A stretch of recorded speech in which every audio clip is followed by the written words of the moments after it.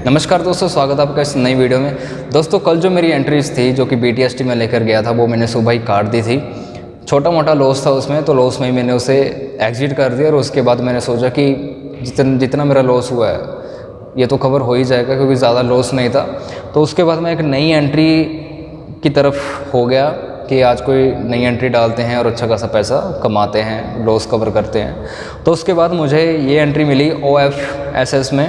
ये शेयर बहुत ही बड़ा अच्छा शेयर है। ये काफ़ी टाइम से मैंने आपको भी बता रखा है, मैंने अपने इन्वेस्टमेंट ग्रुप में भी डाला था कि इस शेयर को बाय करो। तकरीबन वो तब 9,000 के आसपास था और 9,000 के बाद ये 11,000 भी क्रॉस कर गया है। तो ये बहुत अच्छा वाला भयंकर सा शेयर है ये, जो कि एक दिन में बहुत ज़्यादा उथल पुथल कर देता है। तो अगर आप इसमें ऑप्शन करते हो तो बहुत बड़ी बात हो जाएगी कि प्रॉफिट मतलब जल्दी निकल जाता है इस शेयर में। एंट्री बहुत अच्छी बनती है, वोलेटाइल इतना ज़्यादा होता नहीं है, तो बढ़िया एंट्री मिल जाती है यहाँ पे। तो ये शेयर काफ़ी टाइम से मैं करता हूँ, इस शेयर में बहुत अच्छा खासा पैसा अभी तक बनाया है। उसके बाद एंट्री समझो, आज तकरीबन 100 पॉइंट मैंने यहाँ से कमाए। एंट्री समझते हैं। देखो सबसे पहले मैंने एक ये लेवल लगा के रखा हुआ था, ठीक है। जब ये शेयर ओपन हो रहा था ना, प्री मार्केट ओपन हुई, तो मैंने सिर्फ ये लेवल लगा के रखा था। तो ये लेवल लगाया था, उसके बाद इसने इसको खोला, ऊपर की तरफ पहले गया, मतलब यहाँ से पता चल गया कि बायर्स हैं मार्केट में, और उसके बाद ये नीचे की तरफ आ गया, ठीक है। नीचे की तरफ आया, इस लेवल को ब्रेक कर दिया, मतलब यहाँ पे सेलर्स को इसने एंट्री दे दी। अभी जब सेलर्स को इसने एंट्री दे दी, लेकिन साथ ही में जब यहाँ पे ग्रीन कैंडल बनी तब थोड़ा सा वो नीचे आती है, फिर से रिवर्सल हो जाती है। और जब ये रिवर्स हो रही थी तब मैं अपनी क्वांटिटी भर रहा था वहाँ पे, ठीक है। तो क्वांटिटी सिंपल भर रहा था, लेकिन ये रिवर्स हो गई। उसके बाद जो सेलर्स थे इनके स्टॉप लॉसेस उड़ गई। तकरीबन 9:20 हो चुके थे जब मैंने अपनी पहली एंट्री पंच कर दी थी। उसके बाद ये देखो छोटा सा, बिल्कुल छोटा सा स्टॉप लॉस था ये वाला। ये वाला जब लेवल इसने यहाँ से ब्रेक, अच्छा खासा ब्रेक किया। सो दोस्तों यहाँ पे दो कन्फर्मेशन आ रही थी। पहली ये कि जो सेलर्स हैं वो पहले बहुत सारे यहाँ पे नीचे आए, ठीक है, और उसके बाद जो बायर्स हैं उन्होंने इनका स्टॉप लॉस उड़ा दिया। और दूसरी ये थी कि हमारा जो लेवल है यहाँ पे ये ब्रेक हो गया है, और इसके ब्रेक होते ही बहुत सारे बायर्स और यहाँ पे आ चुके हैं, ठीक है। और उसके बाद की हम बात की जाए कि शेयर जो है वो पहले ही एक रॉकेट में था, मतलब मोमेंटम में है, ये शेयर ऊपर की तरफ ही जा रहा है, ठीक है। तो सेलर्स इतनी जल्दी यहाँ पे नहीं आएंगे और मतलब एकदम से ये इस शेयर का गिरना बनता ही नहीं है, क्योंकि ना ही कोई न्यूज़ आई है, ना ही कुछ मार्केट में हलचल हुई है। तो जिस वजह से यहाँ पे बायर्स को नई एंट्री मिली। अभी यहाँ पे एक चीज़ और समझने वाली है कि जब यहाँ पे बायर्स को यहाँ पे एंट्री मिली और यहाँ पे मैंने अपना ऑर्डर पंच किया, उसके बाद जो मेरा ये स्टॉप लॉस है वो यहाँ पे देखो टच हुआ है, लेकिन मैं कभी भी सिर्फ टच होने से इसे एग्जिट नहीं करता हूँ। मैं हमेशा आपको कहा है आपको कि जब कोई रेड कैंडल, जैसे आपने कॉल साइड में ट्रेड डाली है, अभी जब कोई रेड कैंडल इस लाइन को नीचे को ब्रेक करके क्लोज कर देगी तब आपने एग्जिट करना है।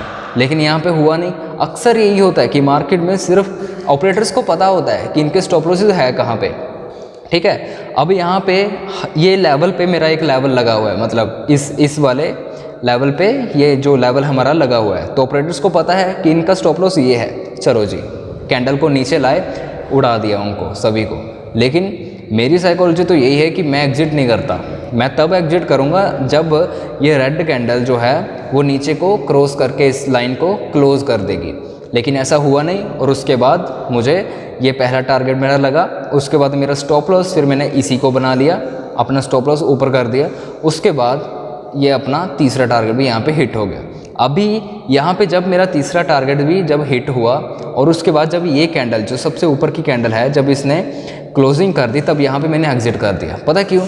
क्योंकि यहाँ पे ये चीज़ है कि जब भी कोई कैंडल एक लेवल पे पहुँच जाती है, वहाँ पे अगर वो ब्रेकआउट सिर्फ टच करती है, ब्रेकआउट कर देती है, लेकिन सिर्फ टच करने के बाद ऐसी वाली क्लोजिंग करती है, तो वहाँ पे मान के चलना कि अगली कैंडल रेड ही बनने वाली है, वो नीचे आने वाली है। हमेशा याद रखना कि जब बायर्स ज़्यादा होंगे तो वो अच्छा वाला ब्रेकआउट कर देंगे, जैसे कि यहाँ पे हुआ है। अभी देखो यहाँ पे एक लेवल था, ये पहला टारगेट था, और मार्केट ने ऊपर ही जाना था, तो देखो यहाँ से कितना अच्छा खासा ब्रेकआउट यहाँ पे आया है। लेकिन जैसे ये तीसरे टारगेट तक पहुँची, इसने सिर्फ यहाँ पे सिर्फ टच किया, क्रॉस करके क्लोज नहीं किया।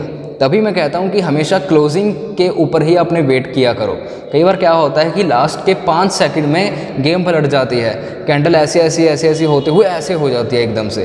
तभी कहता हूँ कि हमेशा क्लोजिंग के ऊपर ही डिसीजन लिया जाता है। उसके बाद ये टच हुआ, उसके बाद मैं मार्केट से चला गया, पैसा अच्छा खासा बन गया था, कल का लॉस जो था वो भी रिकवर हो गया था। उसके बाद मुझे नहीं पता इस शेयर में क्या हुआ क्या नहीं, लेकिन उसके बाद यहाँ पे देखने को मिल रहा है, देखो यहाँ पे जब मार्केट ने इसे टच कर दिया और जैसे कि अभी आपको मैंने बताया कि लेवल अगर क्रॉस हो जाके होकर क्लोज हो जाता है, तभी यहाँ से कंफर्मेशन है कि बायर्स हाँ यहाँ पे हैं और चौथे टारगेट की तरफ तभी ये जाएगा। लेकिन यहाँ पे बायर्स ख़त्म हो गए थे। कहाँ से कंफर्मेशन आई? वो इसी लेवल से आई कि अगर बायर्स यहाँ पे अच्छा खासे होते तो ये ब्रेकआउट कर देता, वरना इसने अभी सिर्फ टच किया है। तो टच किया है, यहाँ पे बायर्स हैं कम, तो जिस वजह से सेलर एक्टिव हो गए। उनका स्टॉप लॉस अभी ये वाला लेवल बन गया है। उसके बाद देखो नीचे आया ये, फिर से थोड़ा सा ऊपर गया, लेकिन उस लेवल को टच भी नहीं किया, ना ही कुछ हिलाया उसने।